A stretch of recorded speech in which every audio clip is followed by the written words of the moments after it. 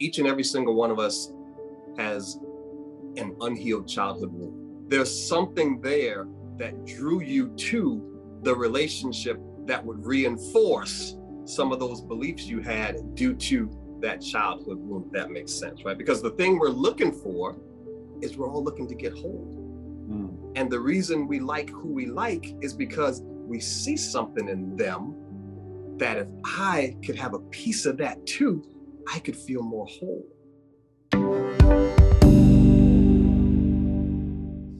Welcome to class. I'm Kyle Kittleson, the host at MedCircle, joined today by Dr. Ish Major. Should I call you a relationship expert, Dr. Ish? You can. I'm allowed. Because it's I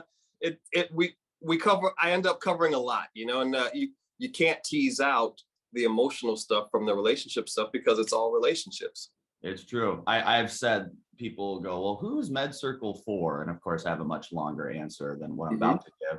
And I said, it's for a lot of people, but if you're dating, it is really for you, because you can learn a lot about yourself and the people you are find yourself in a relationship with through a mental health education. At least that's one of the things I've learned. We're going to get to some MedCircle member questions today, but I want to start with some questions for you, Dr. Ish. Aside from the obvious, what's the psychological difference between a romantic and a platonic relationship?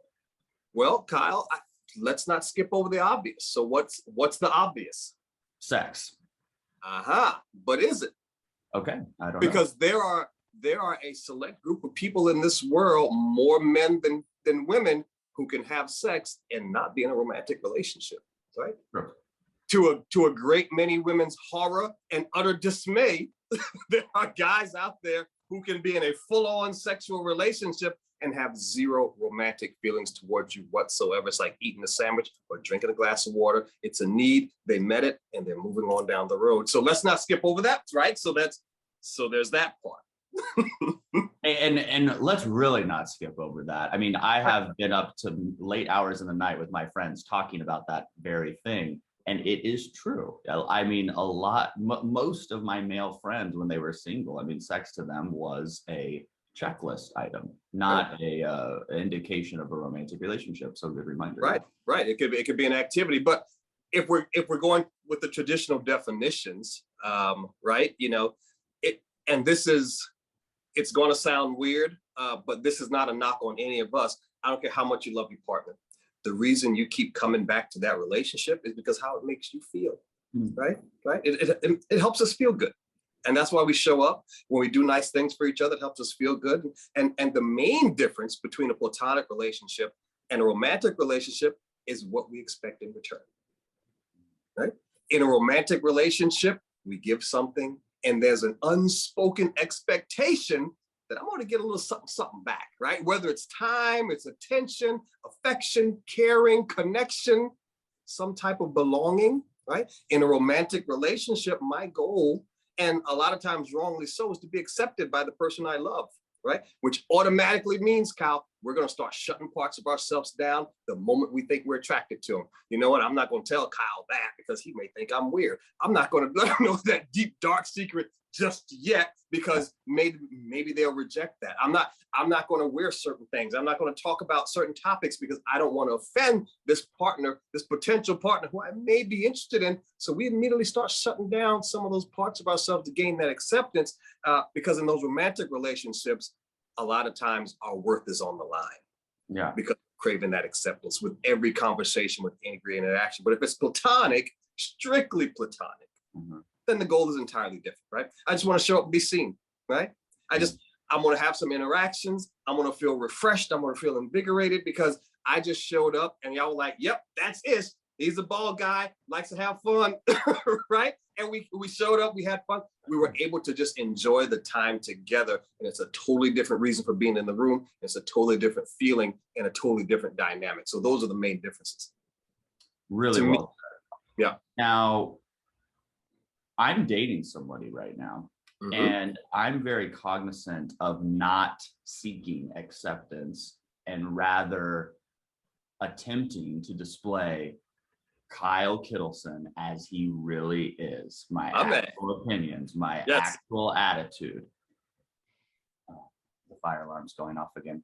Hopefully I'm not asked to leave my apartment. Don't burn down. 15 minutes ago.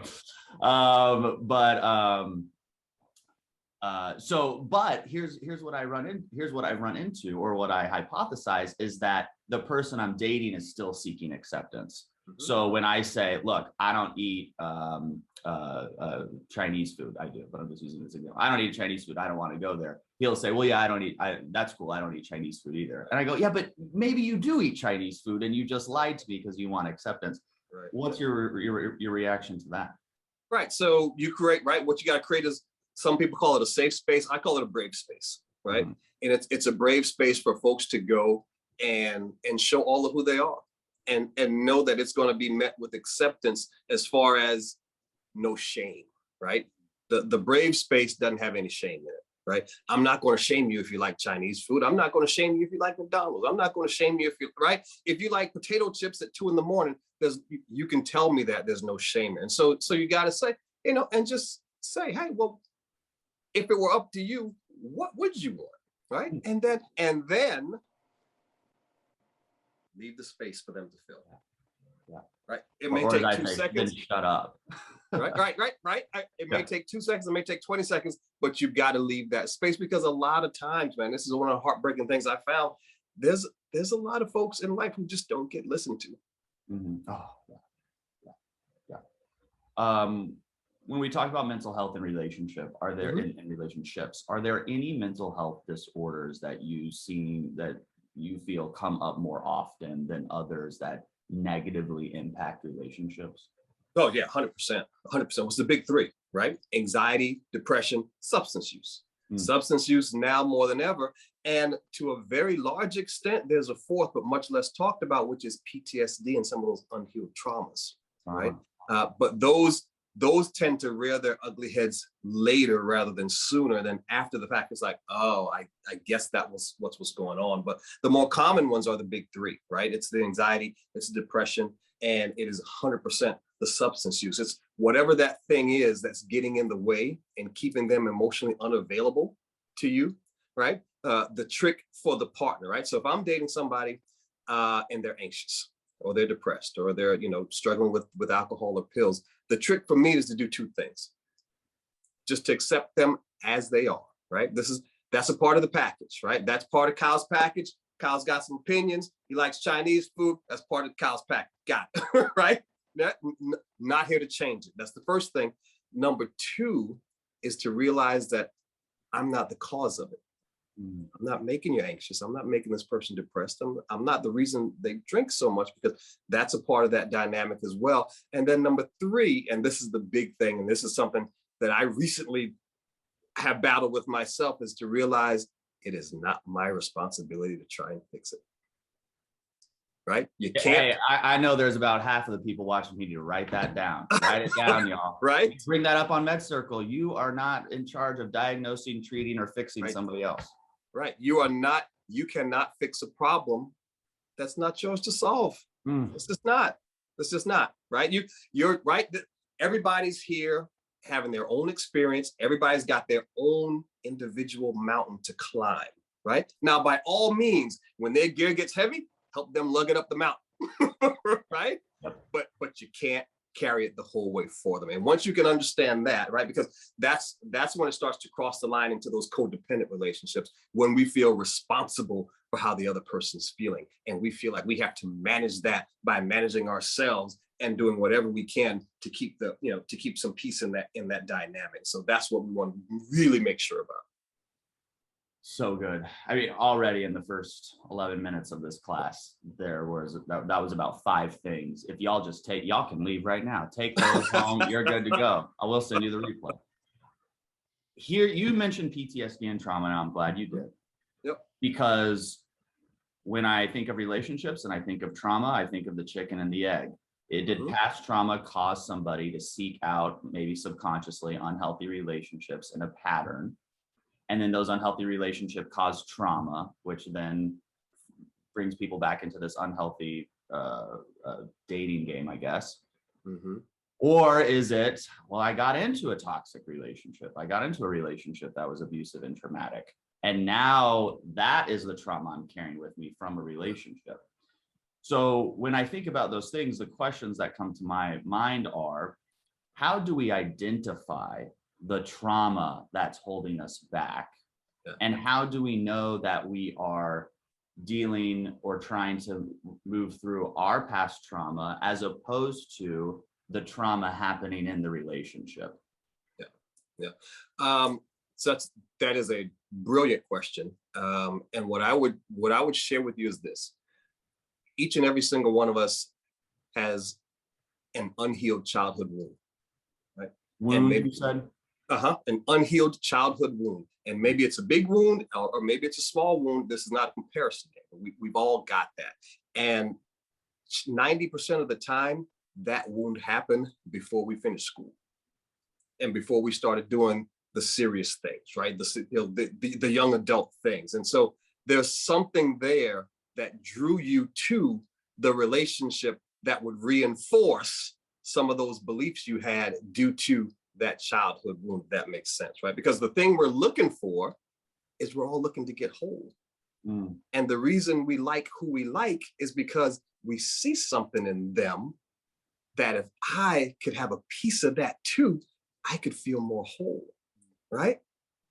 Kyle is an outgoing person. I'm an introvert. I'm a wallfly. But if I could run with Kyle, then maybe I could feel more whole because I wouldn't be so standoffish, right? We're all seeking those things. And the reason we're seeking that wholeness is because there is some wound that we felt made us deficient. Maybe we realize what it is right off the bat, and maybe we don't. Some of us can point to a specific time and a specific place and a specific thing and person who hurt us. Oh, wow, yeah, well, that obviously has to be it. But then for some of us, it's a little more subtle, right?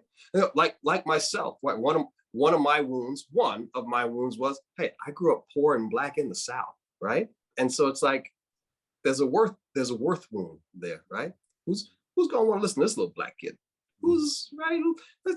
That kid's not important. Oh, those things out there aren't for you. That's for a different type of person, not somebody like you, right? So that's a worth thing. Right? That's part of my mountain to climb. And so some wounds are very, very clear and present, and you can point to it at a specific place and time. And some wounds are a little more subtle, and they develop just through the nuance of how you were brought up in the environment that you were brought up. You obviously work with couples all the time. What are some of the common nuanced wounds that you see people struggling with? Well, the first one is worth, right? Worth, yeah. Worth. 100% first one is worth. I'm not good enough. I don't deserve that. Yeah, I mean, everybody thinks that. I think, like, yeah. Right. We've got this idea in our mind. You ever? I grew up watching Bugs Bunny and Roadrunner, right? At the end of that series, the Roadrunner Coyote would chase the Roadrunner up and down through the desert, all around, blah blah blah. And then one cartoon, he actually caught the Roadrunner, but it was a giant Roadrunner, and he came up to the Roadrunner's ankle, right? And he held up a sign that said, "Now what?" Right? So we are in relationships, we do the same thing. We have this ideal person in our mind. Oh, they're going to be beautiful, and they're going to be tall, dark, and handsome, and they're going to be, and they're going to be charming, and they're going to be smart. And when we find that person shows up, we're like, now what? Yeah. Because on us, do I really deserve that? Right? Is that could a person like that find me lovable? Ooh. That's the question. And so that's the question you got to spend time answering in a very concrete way. What are those things about me that I think are lovable? And I tell folks, I want you to name 10 things. I want you to write them down, not in your phone, not on your computer. I want you to write down 10 things about yourself that you find lovable, and you can't mention how you look or what you have. Wow. Right? I mean, that might take me 10 minutes. Right? A minute per quality. Yeah. Well, for some folks, it may take them a week. Right. For some folks, it may take them. Right. I had a client. She couldn't get past 5. Yeah. And it took us months to get there. And so it's those things, because the sooner you can more readily identify those things, the sooner you can identify those yeses, right? There's a lot of people in your life who are saying yes to you, but because we don't believe we're worth it, we don't see the yes. No question. No question. No question.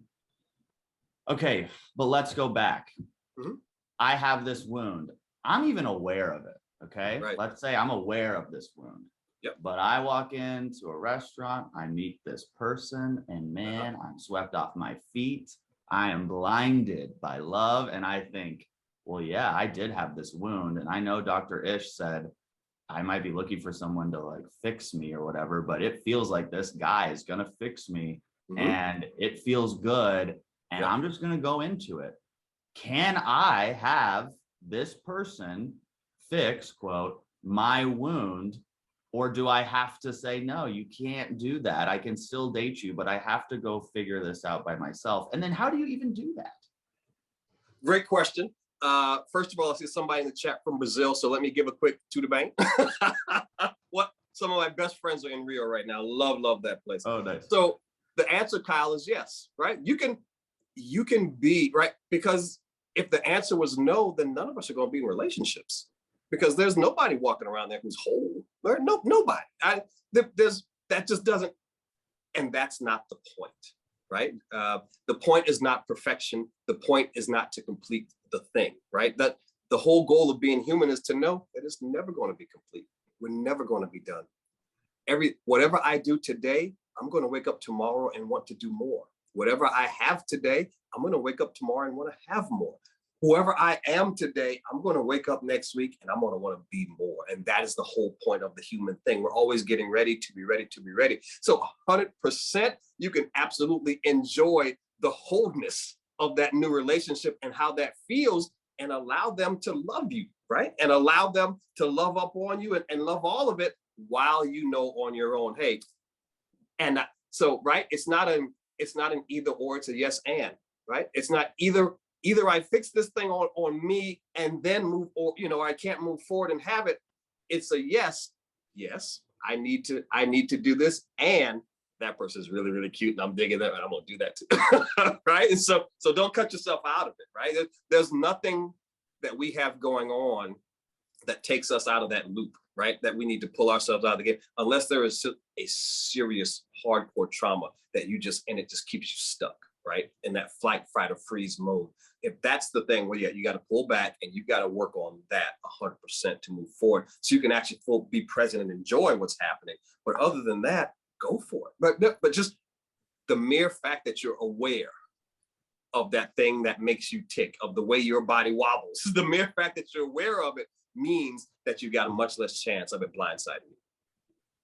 Some complimentary series to this live class could be attachment theory, and some series we have on trauma. So if you go to watch.medcircle.com or open your MedCircle app, you'll be able to access those series if you are a MedCircle member or on your trial. Thanks for watching. Check out the links below for more information on how to access this full series, and subscribe to our YouTube channel to watch new mental health videos every week. Did you like what you heard in this video? If you want to ask a MedCircle doctor a question directly, you can learn how by visiting the links in the description below.